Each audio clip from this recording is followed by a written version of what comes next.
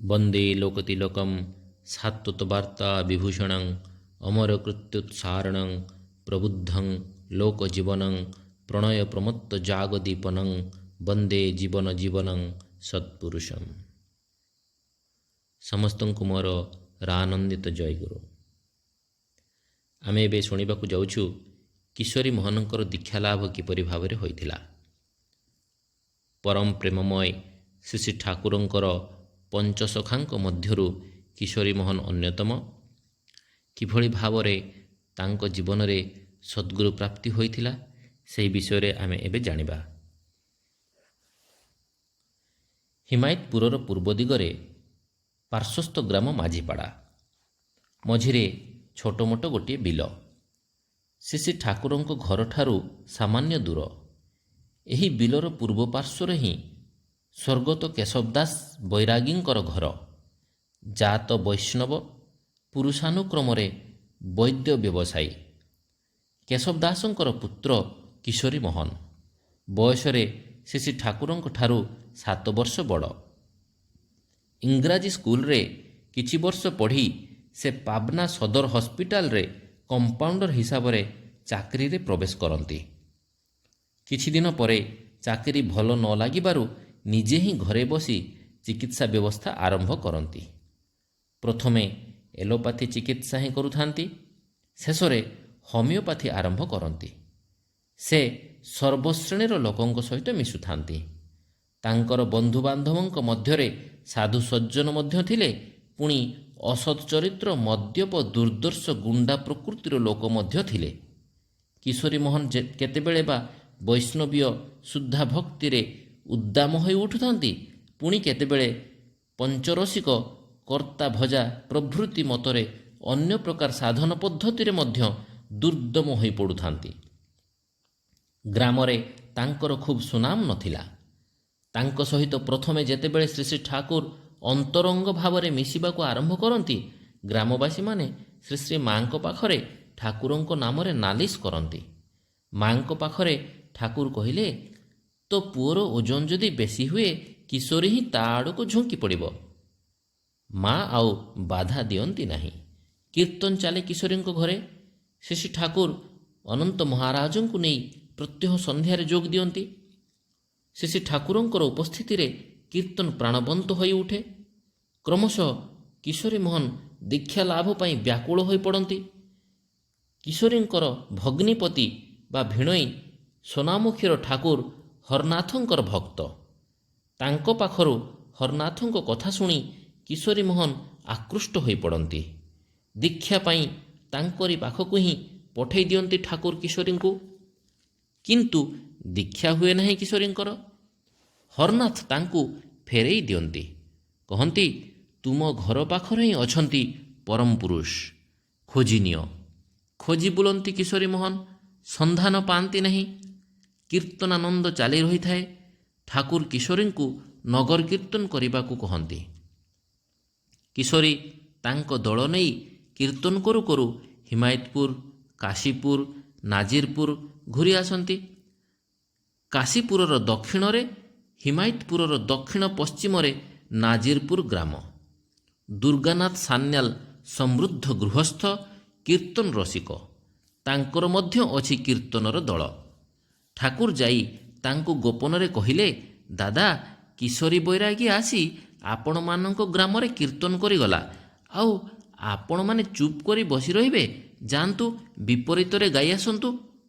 सेमानंक उपरे प्रतियोगितामूलक आह्वान देवा दरकार। सान्याल महाशय एक विराट दल नहीं माझीपाड़ा ग्राम पर्यंत जाई कीर्तन करी आसिले। पुणी ठाकुरंकर उद्दीपनारे आहुरी बड़ दल नहीं किशोरी नाजिरपुर को कीर्तन करने गले। एही भावरे दैनिक कीर्तनर प्रतियोगितार 4-5 खंड ग्राम पागल होई उठिला। उभय दलंकु गोपन गीत लिखिदे और उत्साहित करी प्रतियोगिता को जीवंत करी रखिले ठाकुर। अन्य समस्त चिंता भूली मनीष कीर्तनर चिंतार माती रहिला। शेषरे प्रतियोगितार प्रवृत्ति को रोकीदेले ठाकुर। उभय दल को एकत्र करी जयढाक नहीं से एक अभिनव कीर्तन प्रवर्तन कले। ମଝିରେ ମଝିରେ ନଗର କୀର୍ତ୍ତନ ହୁଏ। ଆଉ ପ୍ରତି ସନ୍ଧ୍ୟାରେ କାଶୀପୁର, ନାଜିରପୁର, ହିମାୟତପୁର ଓ ମାଝିପାଡ଼ାର କୀର୍ତ୍ତନପ୍ରିୟ ଜନଗଣ କିଶୋରୀଙ୍କ ଘରେ ଏକତ୍ର ହୋଇ ଶ୍ରୀ ଠାକୁରଙ୍କ ସହିତ କୀର୍ତ୍ତନ କରୁଥାନ୍ତି। କୀର୍ତ୍ତନରେ ସମାଧିସ୍ଥ ହୋଇପଡ଼ନ୍ତି ଶ୍ରୀ ଠାକୁର। କିନ୍ତୁ ସେତେବେଳ ପର୍ଯ୍ୟନ୍ତ ସଦ୍ଗୁରୁ ଲାଭ ନ ହୋଇଥିବାରୁ ଅତ୍ୟନ୍ତ ବ୍ୟଥାକାତର ଓ ଚଞ୍ଚଳ ହୋଇ ଉଠନ୍ତି କିଶୋରୀ ମୋହନ। ଠାକୁର ପୁଣି ତାଙ୍କୁ ପଠାନ୍ତି ଶ୍ରୀ ହରନାଥଙ୍କ ପାଖକୁ। ହରନାଥ ପୁଣି ଥରେ ତାଙ୍କୁ ଫେରାଇ ଦିଅନ୍ତି। ଘରକୁ ଫେରି ଗ୍ରାମେ ଗ୍ରାମେ ଖୋଜିବାକୁ ଲାଗିଥାନ୍ତି କିଶୋରୀ ମୋହନ। କେଉଁଠି ଅଛନ୍ତି ସେହି ପରମ ମାନବ? ସନ୍ଧାନ ମିଳେ ନାହିଁ। ମନ ଦୁଃଖରେ ଅମାବାସ୍ୟାର ଗଭୀର ଅନ୍ଧକାର ରାତ୍ରିରେ ଶ୍ମଶାନକୁ ଯାଇ ଚିତ୍କାର କରି କାନ୍ଦିବାକୁ ଲାଗନ୍ତି କିଶୋରୀ ମୋହନ। ଦେଖାଦିଅ, ଦେଖାଦିଅ ଗୋ ପ୍ରାଣର ଦେବତା, କେଉଁଠି ଅଛ ତୁମେ? ଦେଖାଦିଅ, ଦେଖାଦିଅ। ଚକ୍ଷୁ ଲୁହର ମନ୍ଦାକିନୀ ଧାରାରେ ପ୍ଳାବିତ ହୋଇଯାଏ ଗଣ୍ଡ ବକ୍ଷସ୍ଥଳ। ଅବିରାମ ଅବିଶ୍ରାନ୍ତ କ୍ରନ୍ଦନ, ସୂଚିଭେଦ୍ୟ ଅନ୍ଧକାର ନିଜର ଅଙ୍ଗ ପ୍ରତ୍ୟଙ୍ଗ ପର୍ଯ୍ୟନ୍ତ ଦେଖାଯାଏ ନାହିଁ।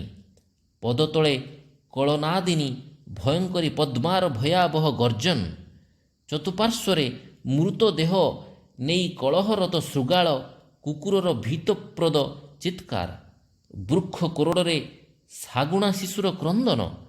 ଦୁଃସାହସୀ କିଶୋରୀ ମୋହନଙ୍କ ହୃଦୟରେ ମଧ୍ୟ ଭୀତିର ଉଦ୍ରେକ ହୁଏ। ତଥାପି ସେ ନିଶ୍ଚଳ ହୋଇ ରହିଥାନ୍ତି। ଶ୍ମଶାନ ଛାଡ଼ି ଯାଇ ପାରନ୍ତି ନାହିଁ। ପ୍ରାଣନାଥଙ୍କୁ ନ ପାଇ ଅଶାନ୍ତ ମନ ଆଉ ଘରକୁ ଫେରିଯିବାକୁ ଚାହେଁ ନାହିଁ। କାନ୍ଦି ହିଁ ଚାଲନ୍ତି କିଶୋରୀ ମୋହନ। ହଠାତ୍ ଅନତି ଦୂରରେ ଡାକ ଶୁଣାଯାଏ, ଡାକ୍ତର! କିଏ? ଏହି ଗଭୀର ଅନ୍ଧକାରରେ ଭୟଙ୍କର ଶ୍ମଶାନର ରାତ୍ରିର ମଧ୍ୟଭାଗରେ କିଏ ଡାକୁଛି? ଭୀତ ହୋଇପଡ଼ନ୍ତି କିଶୋରୀ ମୋହନ। ଏହା ନିଶ୍ଚୟ ହିଁ କୌଣସି ପ୍ରେତଜୋନିର ଆବିର୍ଭାବ। ରାମ ରାମ କରିବାକୁ ଲାଗନ୍ତି କିଶୋରୀ ମୋହନ। ଆରେ, ରାମ ରାମ କରୁଛ କାହିଁକି? ତୁମେ କ'ଣ ମନେ କରୁଛ ମୁଁ ଭୂତ? ମୁଁ ଯେ ଅନୁକୂଳ। ଉଠ, ଆସ, କହିଲେ ଶ୍ରୀ ଠାକୁର। ତୁମେ ଅନୁକୂଳ? ଏତେ ରାତ୍ରିରେ ଶ୍ମଶାନକୁ ଆସିଛ କାହିଁକି? ପ୍ରଶ୍ନ କରନ୍ତି କିଶୋରୀ। ତୁମରି ପାଇଁ, ଉତ୍ତର ଦିଅନ୍ତି ଦୟାଳ ଠାକୁର। ଚାଲ ଚାଲ, ଘରକୁ ଚାଲ। ଠାକୁର ରୱାନା ହୁଅନ୍ତି କିଶୋରୀଙ୍କୁ ନେଇ ନିଜ ଘରର ଅଭିମୁଖେ। କିଶୋରୀଙ୍କର ସନ୍ଦେହ ଘୁଞ୍ଚେ ନାହିଁ। ପାଦ ଆଡ଼କୁ ଅନେଇ ଦେଖିବାକୁ ଚେଷ୍ଟା କରୁଛନ୍ତି ଠାକୁରଙ୍କର ପାଦ ମାଟିରେ ପଡ଼ୁଛି କି ନାହିଁ। ପାଦ ଠିକ୍ ହିଁ ମାଟିରେ ପଡ଼ୁଛି। ଜୋତାର ଶବ୍ଦ ଶୁଣିବାକୁ ପାଉନାହଁ? ଠାକୁର ଚାଲୁ ଚାଲୁ କହିଲେ। ଚମକି ଗଲେ କିଶୋରୀ ମୋହନ। ପୁଣି ଥରେ ମନର କଥା ସେ କିପରି ଜାଣିଲେ? ତେବେ ଇଏ କ'ଣ ସେହି ହରନାଥ କଥିତ ପରମ ପୁରୁଷ? ଯଦି ଏହି ମୁହୂର୍ତ୍ତରେ ପଦ୍ମାରେ ବୁଡ଼ ଦେଇ ସ୍ନାନ କରନ୍ତି, ତାହେଲେ ମୁଁ ନିଃସନ୍ଦେହ ହେବି ଏହି ସେଇ, ଭାବିଲେ କିଶୋରୀ ମୋହନ। ଛିଡ଼ା ହୋଇଗଲେ ଶ୍ରୀ ଠାକୁର। କହିଲେ, ଡାକ୍ତର, ବୋଧହୁଏ ଗୁହ ମାଡ଼ି ପକାଇଛି। ଟିକିଏ ଛିଡ଼ା ହୁଅ, ଗୋଟିଏ ବୁଡ଼ ପକାଇ ନିଏ। ଜାମା ଜୋତା ପିନ୍ଧି ହିଁ ପଦ୍ମାରୁ ସ୍ନାନ କରି ଉଠିଲେ ଠାକୁର। ଡାକ୍ତର ଭାବିଲେ, ସତରେ ହିଁ ତ ଗୁହ ମାଡ଼ିଥାଇ ପାରନ୍ତି। ପୁଣି ଥରେ ଯଦି ବୁଡ଼ ଦିଅନ୍ତି ତାହେଲେ ବୁଝିବି। ଘରର ଘାଟ ପାଖକୁ ଆସି ଠାକୁର କହିଲେ, ଡାକ୍ତର, ଶରୀରର ମଇଳା ଧୋଇଲେ ହିଁ ଯାଏ, ମନର ମଇଳା ଯାଏ ନା ସହଜେ। ତାହାହିଁ ନା? ତାହେଲେ ପୁଣି ଆଉ ଥରେ ସ୍ନାନ କରେ, କ'ଣ କହୁଛ? ପୁନରାୟ ସ୍ନାନ କରି ଉଠିଲେ ଠାକୁର। ସେହି ସମୟ ପାଇଁ ସନ୍ଦେହ ଘୁଞ୍ଚିଲା କିଶୋରୀ ମୋହନଙ୍କର। ଠାକୁର ବାଡ଼ିରୁ ଆଲୁଅ ନେଇ ସେ ଘରକୁ ଫେରିଗଲେ। ପୁଣି ମନ ସନ୍ଦେହରେ ପୂର୍ଣ୍ଣ ହେଲା। ଭାବିଲେ, ଆହୁରି ମଧ୍ୟ ପରୀକ୍ଷା କରି ଦେଖିବାକୁ ହେବ। କିଶୋରୀ ଡାକ୍ତରଙ୍କ ଘରକୁ ପ୍ରତ୍ୟହ କୀର୍ତ୍ତନରେ ଠାକୁର ଆସନ୍ତି। ମଝିରେ ମଝିରେ ସମାଧିସ୍ଥ ହୋଇପଡ଼ନ୍ତି। ପ୍ରତିଦିନ ହିଁ କୀର୍ତ୍ତନ ଶେଷ ହେଲେ ଗୋଟିଏ ଗ୍ଲାସ୍ ପାଣି ପିଇ ଘରକୁ ଫେରିଯାଆନ୍ତି। ଦିନେ ଡାକ୍ତର ଯୋଡ଼େ ସନ୍ଦେଶ ଆଣି ଶ୍ରୀକୃଷ୍ଣଙ୍କ ଫଟୋ ପଛରେ ଲୁଚେଇ ରଖିଲେ। ଭାବିଲେ, ଆଜି ଯଦି ସନ୍ଦେଶ ମାଗି ଖାଆନ୍ତି ତେବେ ହିଁ ବୁଝିବି ଇଏ ଅନ୍ତର୍ଯ୍ୟାମୀ। ସେଦିନ ଆଉ ଠାକୁର ପାଣି ମଧ୍ୟ ପିଇଲେ ନାହିଁ, ଘରକୁ ଚାଲିଗଲେ। ଅବିଶ୍ୱାସ ଆସିଗଲା ଡାକ୍ତରଙ୍କର। ଭାବିଲେ ଇଏ କେବେ ହେଲେ ହିଁ ସେ ନୁହନ୍ତି। ଗଭୀର ରାତ୍ରିରେ ଠାକୁର ପୁଣି ଥରେ ଆସି ଉପସ୍ଥିତ। କହିଲେ, ଡାକ୍ତର, ଆଜି ତ କେବଳ ପାଣି ପିଇବେ ନାହିଁ, ଯୋଡ଼େ ସନ୍ଦେଶ ଦରକାର। ତେଣୁ ଏତେ ଲୋକଙ୍କ ଆଗରେ ଆଉ ତୁମକୁ କହିନାହିଁ। ଦିଅ ପାଣି ଓ ସନ୍ଦେଶ ଦିଅ। ସନ୍ଦେଶ ଖାଇ ଓ ପାଣି ପିଇ କହିଲେ, କ'ଣ ହେଲା ତ? ଚାଲିଗଲେ ସର୍ବାନ୍ତର୍ଯ୍ୟାମୀ। ଅତିରିକ୍ତ ହେଲା ଡାକ୍ତରଙ୍କର। ସାରା ରାତି କାନ୍ଦି କାନ୍ଦି କଟିଲା। ଏତେ ହିଁ ଅପରାଧୀ ମନ ଯେ ଏତେ ପରେ ମଧ୍ୟ ବିଶ୍ୱାସ ଆସେ ନାହିଁ। ଆହୁରି ମଧ୍ୟ ପରୀକ୍ଷା। ଡାକ୍ତର ଭାବିଲେ ଏଥର ଦୀକ୍ଷା ପାଇଁ ଠାକୁରଙ୍କୁ ହିଁ ଧରିବେ। ତାଙ୍କରି ଚରଣରେ ଆତ୍ମସମର୍ପଣ କରି ଧନ୍ୟ ହେବେ। ପରଦିନ ପୁଣି ଥରେ ଇଚ୍ଛା ହେଲା ପରୀକ୍ଷା କରିବାକୁ। ଦୁଇଟି ତାଟିଆରୁ ଗୋଟିଏର ତଳେ ଠାକୁରଙ୍କର ଏବଂ ଅନ୍ୟଟିର ତଳେ ଶ୍ରୀକୃଷ୍ଣଙ୍କର ନାମ ଲେଖି ସେଥିରେ ଡାକ୍ତର ଭୋଗ ନିବେଦନ କଲେ। ଭାବିଲେ ନିଜର ତାଟିଆ ନେଇ ଯଦି ଠାକୁର ଖାଆନ୍ତି ତେବେ ହିଁ ବୁଝିବି ସେ ଠାକୁର। ଦୁର୍ଗାନାଥ ସାନ୍ୟାଲଙ୍କୁ ସାଥିରେ ନେଇ ଠାକୁର ଡାକ୍ତରଙ୍କ ଘରକୁ ଆସିଲେ। ନିବେଦିତ ଭୋଜ୍ୟ ଦେଖି କହିଲେ, ଶଳା ପ୍ରସାଦ ତିଆରି ହୋଇଛି, ଆସନ୍ତୁ ଦୁର୍ଗାନାଥ ଦା, ଆମେ ପ୍ରସାଦ ପାଇବୁ।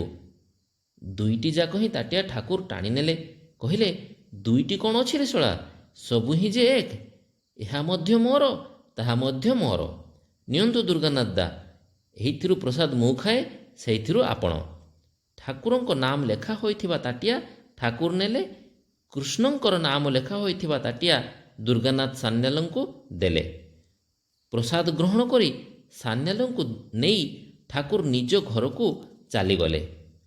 ନା, ଆଉ ସନ୍ଦେହ ନୁହେଁ। ସନ୍ଦେହାତୀତଙ୍କୁ ପରୀକ୍ଷା କରି ଆଉ ପାପର ଭାଗୀ ହେବି ନାହିଁ। ଏଥର ଆତ୍ମସମର୍ପଣ କରି ଆପ୍ତକାମ ହେବି, ନିଜର ଜୀବନ ସାର୍ଥକ କରିବି। ଦୃଢ଼ ସଂକଳ୍ପବଦ୍ଧ ହେଲେ କିଶୋରୀ ମୋହନ। ତହିଁ ପରଦିନ ସାରାଦିନ ଭାବର ଘୋରରେ ଆଚ୍ଛନ୍ନ ହୋଇ ରହିଛନ୍ତି ଡାକ୍ତର। ସେହି ଦିନର ହିଁ ରୋଜଗାରରେ, ସେହି ଦିନର ହିଁ ସଂସାର ଚଳେ। ରୋଗୀ ଦେଖିବାକୁ ଯାଇନାହାନ୍ତି, ରୋଜଗାର ମଧ୍ୟ ହୋଇନାହିଁ। ଘରେ ସମସ୍ତଙ୍କର ସାରାଦିନ ଉପବାସରେ ହିଁ କଟିଲା। ସନ୍ଧ୍ୟାରେ କୀର୍ତ୍ତନର ଆସର ମଧ୍ୟ ବସିଲା ନାହିଁ। ଠାକୁର ଆସିଲେ ନାହିଁ। ଲୋକମାନେ ସମସ୍ତେ ଆସି ଫେରିଗଲେ। ଚଟାଣରେ ସପ ଉପରେ ଚୁପଚାପ ଶୋଇ ରହିଛନ୍ତି କିଶୋରୀ ମୋହନ। ରାତ୍ରି ଦ୍ୱିତୀୟ ପ୍ରହର। ଶିଶୁମାନେ ଭୋକରେ ଯନ୍ତ୍ରଣାରେ କାନ୍ଦି କାନ୍ଦି ଶୋଇଛନ୍ତି। ମା ଓ ସ୍ତ୍ରୀ ମନ ମାରି ଶୋଇ ରହିଛନ୍ତି। ଡାକ୍ତରଙ୍କର ମଧ୍ୟ ତାହା ହିଁ। ହଠାତ୍ ଏକଧମା ଚୂଡ଼ା ନେଇ ଉପସ୍ଥିତ ହେଲେ ଦୁର୍ଗାନାଥ ସାନ୍ୟାଲ। ଠାକୁର ପଠେଇଲେ ଭାଇ ଡାକ୍ତର, ତୁମକୁ ଏହି ମୁହୂର୍ତ୍ତରେ ହିଁ ଖୁଆଇବାକୁ ହେବ। ଏତେ ରାତ୍ରିରେ ଏହା ବ୍ୟତୀତ ଆଉ କିଛି ହିଁ ପାଇଲି ନାହିଁ ଭାଇ। ତୁମେ ଦୟାକରି ଗ୍ରହଣ କରି ମୋତେ ଧନ୍ୟ କର। କାତର ଆବେଦନ ଜଣାଇଲେ ସାନ୍ୟାଲ ମହାଶୟ। ଠାକୁର ଠାକୁର, ତୁମେ ଏତେ ଦୟାଲ। ଆଜି ଘରେ ସମସ୍ତେ ଉପବାସୀ, ତେଣୁ ଆମ୍ଭମାନଙ୍କ ଖୁଆଇବା ପାଇଁ ତୁମର ଏତେ ବ୍ୟସ୍ତତା। ତୁମ ଆଖିରେ ନିଦ ନାହିଁ। ମା ଓ ସ୍ତ୍ରୀ ସହିତ କାନ୍ଦିବାକୁ ଲାଗିଲେ ଡାକ୍ତର। କେବଳ ଚୂଡ଼ା ଖାଇବା ଚଳିବ ନାହିଁ ଗୋ, ରସଗୋଲା ମଧ୍ୟ ଆସିଯାଇଛି। ହସି ହସି ନାଚି ନାଚି ରସଗୋଲ୍ଲାର ଗାମଲା ମୁଣ୍ଡରେ ନେଇ ଉପସ୍ଥିତ ହେଲେ ଅନନ୍ତ ମହାରାଜ। କହିଲେ, ଠାକୁର ପଠେଇଛନ୍ତି ଭାଇ, ଠାକୁର ପଠେଇଛନ୍ତି, ନିଅ ପ୍ରସାଦ ପାଅ। ଅନନ୍ୟମନା ଭକ୍ତ ତୁମେ, ସେ ଯେ ତୁମର ଯୋଗାଣଦାର ହିଁ। ପ୍ରସାଦ ପାଇବେ କ'ଣ? ଭୋକ ଆଉ କ'ଣ ଅଛି?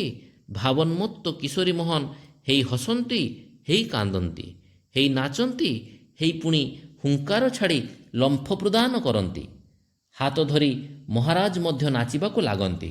ଆରମ୍ଭ ହୁଏ ନର୍ତ୍ତନ କୂର୍ଦ୍ଦନ। ଡାକ୍ତରଙ୍କର ବେକକୁ ଓହଳିଥିବା କୁଞ୍ଚୁକୁଞ୍ଚିଆ ଲମ୍ବା ଚୁଟି ସାପର ଫଣା ପରି ଠିଆ ହୋଇ ଉଠୁଥାଏ। ବିଶାଳ ଘଞ୍ଚ ଦାଢ଼ି ତାଳେ ତାଳେ ଦୋହଲୁଥାଏ।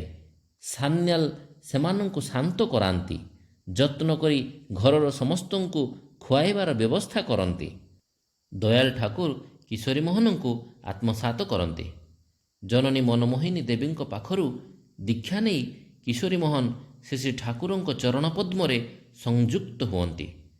ଧରା ଦିଅନ୍ତି ଠାକୁର କିଶୋରୀଙ୍କ ପାଖରେ। ଜୟ ଗୁରୁ।